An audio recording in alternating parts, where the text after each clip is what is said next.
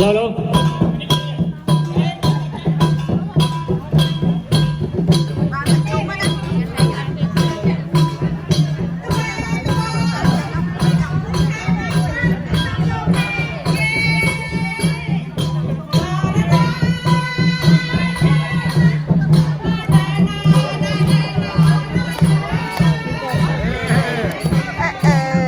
Bên thọ mà ta.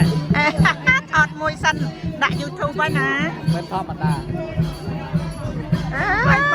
Bông anh chơi đi bông này bông xanh là bông xanh là người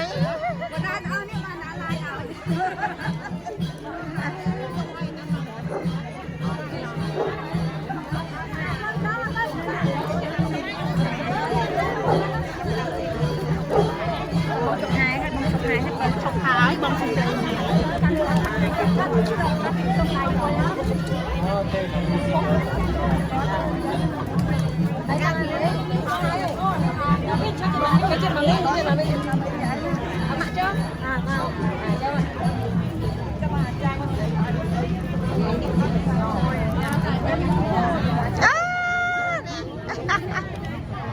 châu thà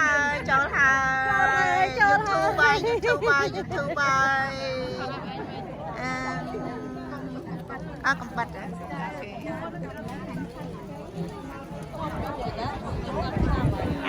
đi hai cái thanh mẫu này chun bông chun cà sa từng áo đi sbài